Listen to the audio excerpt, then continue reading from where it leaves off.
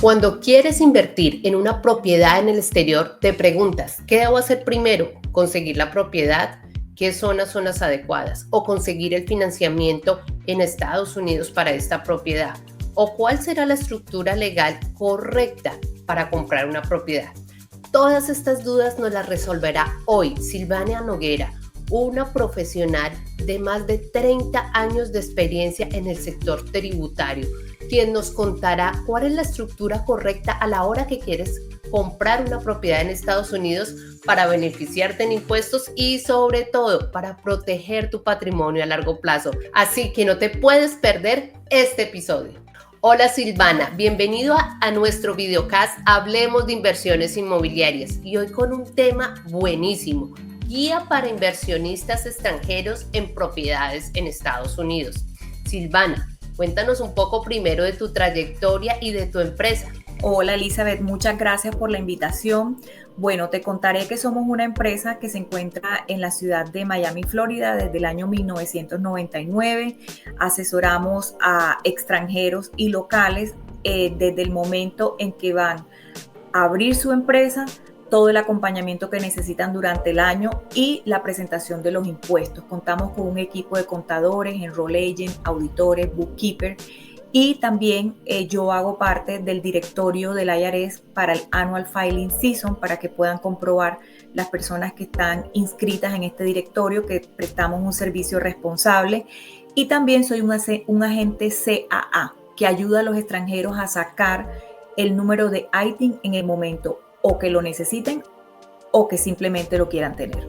Perfecto, Silvana. Eso es lo más importante, que el cliente esté informado de profesionales y no se deje llevar por tanta información que hay en redes sociales y en YouTube. Ahora quiero hablar de un tema demasiado importante. ¿Cuáles son las ventajas de crear una empresa en Estados Unidos cuando voy a hacer una inversión inmobiliaria? Bueno, ventajas hay muchas, pero te voy a hablar de cinco principales. Una sería que para poder abrir una empresa en los Estados Unidos no necesitas ser ni residente ni ciudadano. Es un país que le abre las puertas a todos los extranjeros. No hay requisitos mínimos de capital, o sea, puedes abrir la cuenta bancaria con 50 o 100 dólares y tu empresa ya tiene una cuenta para operar. No hay verificación de antecedentes de los socios fundadores.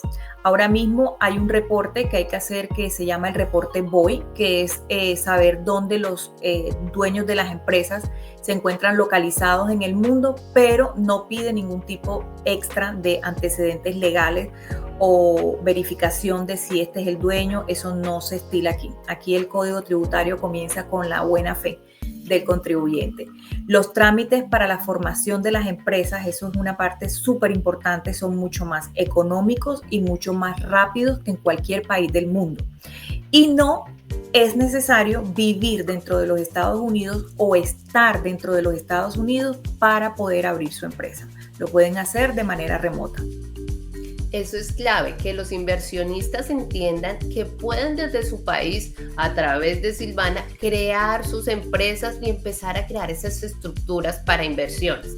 Pero Silvana, cuéntame, ¿qué pasa si un cliente, un inversionista que quiere comprar un inmueble en Estados Unidos no crea una empresa y lo cobra a nombre propio? ¿Cuáles son esas desventajas? Mira, lo primero, volvemos a la diapositiva número 1. La información es poder. Tienes que manejar todo de manera adecuada con un experto en esa área que tú estás necesitando. Entonces, una desventaja grandísima es no ir a las fuentes adecuadas. Lo segundo es estructurar la empresa de manera inadecuada. Hay dos tipos de empresas de las que vamos a hablar más adelante, que es la LLC y la corporación. No es una buena o una mala, simplemente que cada circunstancia y cada país de los que vienen a invertir tienen situaciones diferentes. Entonces, analizar la estructura correcta o escoger la correcta y no la equivocada para poder tributar de la manera más económica posible. Una desventaja es cuando la gente no tiene planificación tributaria. ¿Sabes qué? Yo sé que a final de año tengo que hacer impuestos, yo veré cómo consigo. No, hay que tener una planificación de cómo durante el año esta propiedad va a darnos una utilidad que vamos a poder hacer la reserva para los impuestos que nos toque declarar en su momento. y no subestimar los costos operativos. ¿Qué pasa? Que muchas personas no calculan los gastos de la manera correcta y esto hace que tengan pérdidas. Entonces, hay que ver bien en qué es lo que estamos, cómo estamos estructurando la planificación de este negocio. Bueno, me encanta eso de los errores más comunes que cometen los inversionistas. Y voy a hacer un pare aquí un momento. Si te está gustando esta información, si te ha sido útil hasta este momento, no olvides suscribirte al canal y activar la campanita de notificaciones. Igualmente, me encuentras en las redes sociales como Elizabeth Al-Haddad. Así que continuemos con toda esta información y en la caja de descripción voy a dejar estos errores que nos mencionó Silvana para que no los cometas si eres un inversionista internacional. Bueno, Silvana, retomando nuevamente, ahora hablemos de la estructura comercial adecuada que debe haber a la hora de construir una LLC o una corporación. Este es un punto más profundo. Pero vamos a tratar de hacerlo lo más amplio posible, pero es algo detallado porque hay personas que sí les conviene tener una LLC en su gran mayoría, pero hay un grupo que tal vez le convenga tener más una corporación. Entonces, ventajas y desventajas. El nivel de impuestos, las LLC son lo que le llamamos, en español podría decirse, una compañía de flujo transparente. Quiere decir que toda la ganancia o pérdida que esta empresa tenga se va a ir al dueño y el dueño es el que va a tener que tributar. No importa si el dueño es extranjero, hay una forma de hacer la tributación y no tiene la LLC en sí que pagar impuestos. En cambio, la corporación sí está sujeta a una doble tributación. La corporación informa su pérdida o ganancia, esa ganancia paga impuestos y a su vez esa ganancia se le transfiere al dueño. Entonces, en ese aspecto es que decimos que tributa dos veces, tributa como corporación y como persona natural. En cuanto a la protección que tiene el activo, obviamente el LLC, Limited Liability Company, lo que quiere decir su sigla en inglés es que protege los bienes del dueño. Y en la corporación también. Hay personas que piensan, entonces si abro una corporación no voy a tener una protección, sí. Y aquí me gusta aclarar, la protección existe siempre y cuando ese error, esa multa, esa demanda que tú recibes no haya sido consecuencia de una negligencia. Si es algo en lo que se ha actuado de manera consciente a propósito, de todas formas va a tener una repercusión que no va a proteger al dueño como tal. También tenemos otro aspecto que es la flexibilidad en la distribución de ingresos. La LLC es bastante flexible, el dueño puede tomar lo que se llaman ganancias anticipadas durante el año.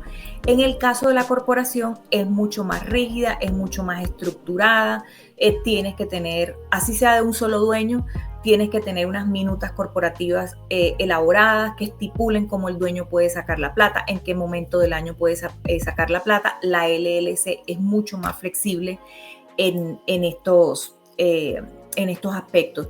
Y en cuanto a la reputación internacional, pues todo el mundo conoce las LLC. Algunos países extranjeros simplemente como que, ok, hay una LLC, pero yo sé que las grandes industrias, las compañías internacionales más poderosas del mundo son corporación, entonces me voy a ir a corporación.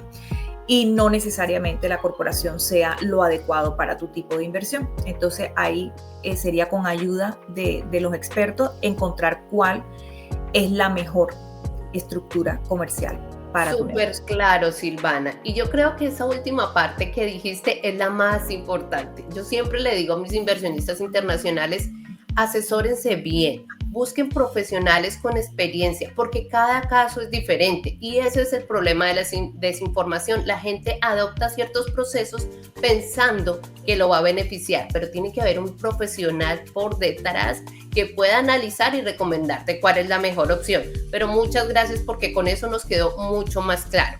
Ahora, cuéntame un poco más así rápidamente, ¿cuál es ese proceso para abrir una LLC en Estados Unidos? Mira, el proceso, como les dije anteriormente, es rápido, es económico aproximadamente para un extranjero tiene una demora de 4 semanas. El proceso empieza, número 1, escoger la estructura comercial. Ya hablaste en el caso nuestro, ya hablaste con nosotros, tuviste una asesoría. Hago un paréntesis aquí para dejarles saber a todas las personas que todos los referidos de Elizabeth no tienen, o si nos dicen que vieron este webinar, tienen la asesoría gratis por 20 minutos donde hablamos de estos temas. Entonces, en esa asesoría estipulamos qué es lo que más te conviene, LLC o corporación. Ya escogimos lo que más te conviene. Vamos a poner un ejemplo, la LLC. Escogemos el estado donde la vas a abrir. Siempre le recomiendo a las personas que la abran en un estado que para ellos sea fácil manejar. Hay mucha gente que se nos va a Wyoming y a Delaware porque eso es lo que las redes sociales nos dicen, pero no saben que si de repente tú abres la empresa en uno de estos estados y tu propiedad para comprar está de pronto en la Florida, tal vez no se pueda comprar. No estoy diciendo que sea el caso, estoy poniendo un ejemplo. ¿Por qué? Porque hay ciertos estados que tienen limitaciones con los otros estados. Entonces mi sugerencia es, si ya tienen una propiedad vista en la Florida, pues ábrela en la Florida, en Texas ábrela en Texas, en Wyoming ábrela en Wyoming, depende de donde tú pienses que vas a comprar la propiedad. En el caso de la Florida, en el caso de Nevada, en el caso de Texas, que son Georgia, North Carolina, que son estados que manejamos mucho, si las abres en estos estados, puedes comprar la propiedad en cualquiera de los otros 49 estados de Estados Unidos. Cuando ya sabes dónde la vas a abrir, tenemos que escoger el nombre. ¿Qué nombre le quieres poner a la empresa? Hacemos un estudio, damos sugerencias.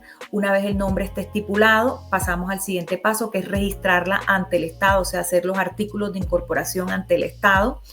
Este proceso es el más corto, demora de 3 a 5 días, donde ya nos dice el estado que escogiste, mira, ¿sabes qué? Aquí tienes tu empresa.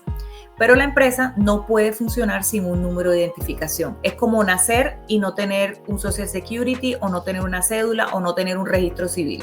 Ok, ¿dónde lo sacamos? Se solicita ante el IRS. Este es el proceso más largo para los extranjeros, que con nosotros te toma de 2 a 3 semanas. Sacamos lo que se llama el EIN, la identificación tributaria con la que vas a poder abrir cuenta bancaria, con la que vas a poder hacer impuestos y con la que te van a dar cualquier servicio que necesites para tu empresa. Una vez nos llega el EIN, como quien dice, nuestro trabajo terminó, aquí te entregamos tu empresa, ya está constituida, ya tiene identificación. Adicionalmente a eso, después de los 30 días a que ya tienes el EIN, necesitamos hacer un reporte nuevo que hace parte de una ley de transparencia corporativa, que es el reporte BOI, y comenzó en vigencia a partir del año pasado. Entonces necesitamos hacer ese reporte, informarle al gobierno federal dónde vive el dueño de la empresa. Que si vive en Venezuela, en Venezuela. Si vive en Colombia, vive en Colombia. Si vive en Panamá, vive en Panamá. Nombre, lugar donde reside y ya. Eso básicamente, más la información de la empresa, es lo que es el reporte BOI. Sugerencia adicional, no es mandatorio, pero sí es altamente recomendado hacer un acuerdo operativo. El acuerdo operativo, si tiene socios, va a dejar estipulado exactamente qué pueden hacer los socios, cómo pueden manejar la empresa, qué cosas no quieren que se hagan en su ausencia o discapacidad, quiénes son las personas que tú quisieras que estuvieran respondiendo por tu empresa o por tu patrimonio. Y otra cosita que les quería dejar saber era que el estado en que elijas abrir la empresa es importante, porque vas a saber si ese estado tiene doble tributación. Muchos estados, California, Nueva York, compras una propiedad y esa propiedad tiene que ser, esa LLC que abres para la propiedad tiene que declarar impuestos estatales y impuestos federales. La Florida no. La Florida solamente hace los impuestos federales y no tienes que hacer impuestos a nivel estatal. Perfecto, Silvana, súper claro. O sea, la Florida es uno de los mejores estados, tanto para comprar como para abrir tu LLC. Y en conclusión, es súper fácil el proceso, o sea, de 3 a 4 semanas, un inversionista internacional desde su país, asesorado por ti, puede crear su LLC o corporación, dependiendo del caso, para empezar a manejar estas inversiones inmobiliarias.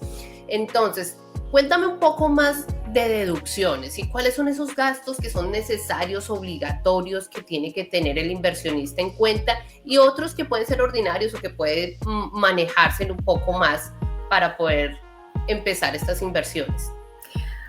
Claro que sí, mira, uno de los errores más comunes al ser dueño de empresa es que también volvemos al punto de la desinformación. Te dejas llevar, mira, ¿sabes qué? Yo saqué un carro y lo pago todo por la empresa, pero tú no sabes si ese carro que esa empresa sacó es porque la persona se dedica a un trabajo de ser repartidor de Amazon o si es algo que involucre que su carro esté todo el tiempo a nombre de la empresa.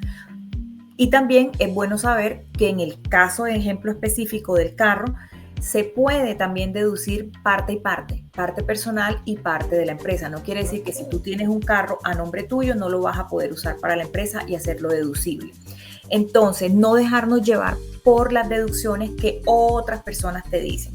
El IRS en su página del irs.gov detalla que los gastos de una empresa deben ser ordinarios y necesarios. Entonces, si compras una propiedad en preconstrucción, ¿qué serían gastos ordinarios? Serían las cosas básicas que necesitan para poder operar. Lo que se llaman los martillos, la madera, las tejas, todo este tipo de instrumentos que necesitan para desarrollar o de materiales, eso se consideran gastos ordinarios. ¿Qué es necesario? ¿Qué tenemos? Porque sí, que tener en esa preconstrucción tenemos que tener seguros, tenemos que tener sistema de seguridad para las personas que trabajan. Entonces, ahí es donde determinamos qué deducciones son válidas. En rangos generales, las deducciones van a ser todo lo que tú tengas que gastar en tu propiedad, porque definitivamente si tú no haces ese gasto, tu propiedad o tu LLC no puede funcionar. Nosotros obviamente damos una asesoría, les decimos, mira, para este tipo de propiedad en preconstrucción, aquí tienes la lista de las deducciones que puedes hacer, o si ya compraste la propiedad completamente elaborada, entonces esto es lo que puedes deducir si ya la propiedad está lista para ser habitada. Perfecto, súper, súper claro. ¿Y cuáles, ya para terminar, esos desafíos contables que tienen los inversionistas extranjeros a nivel contable y tributario?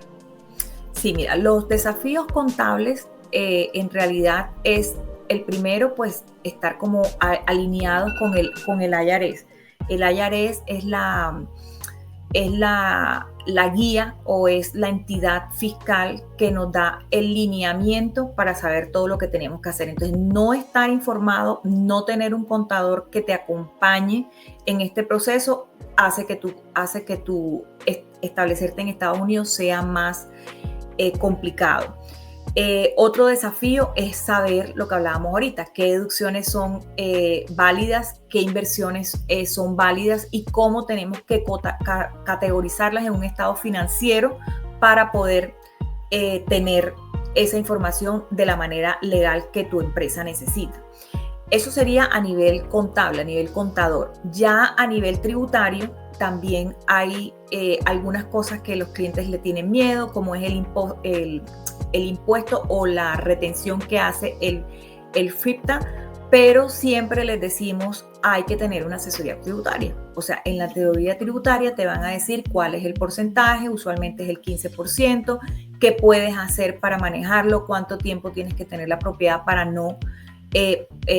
poder no tener ese impuesto, y si lo tienes, cómo prepararte para que este impuesto lo puedas manejar en el momento en que vendes la propiedad.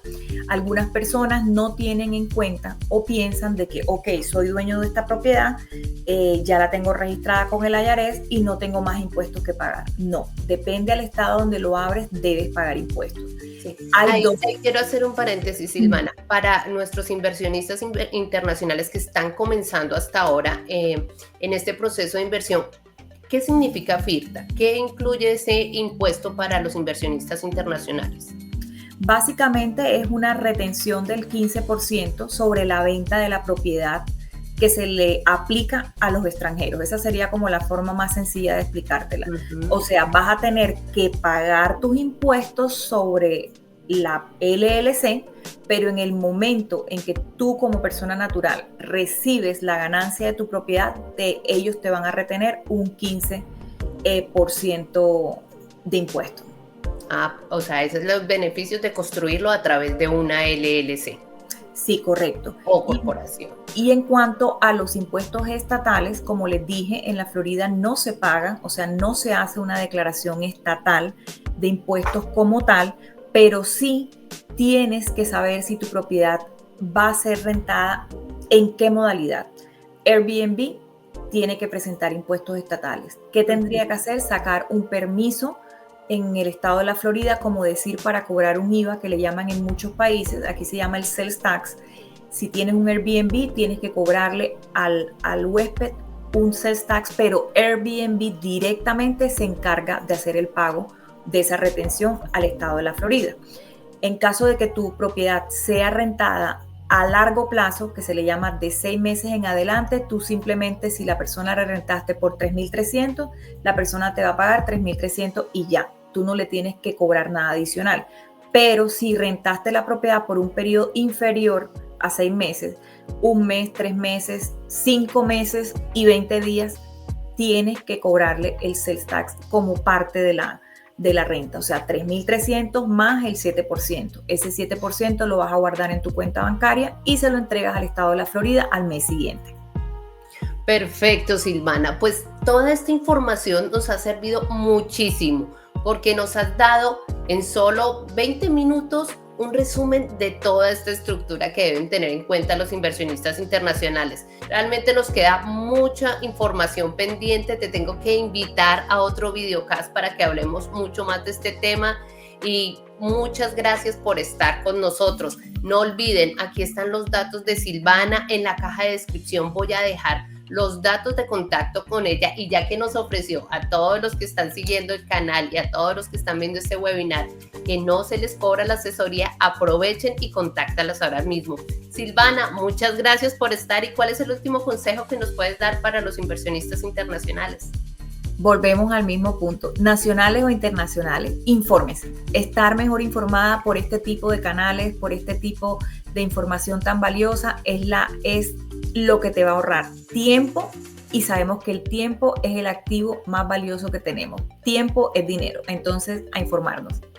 Bueno, Silvana, muchas gracias, y muchas gracias a todos los que se conectaron el día de hoy. Estamos pendientes de dejarles más información la próxima semana.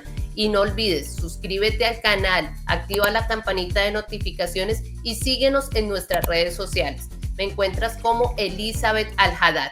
Nos vemos en el siguiente videocast de Inversiones Inmobiliarias.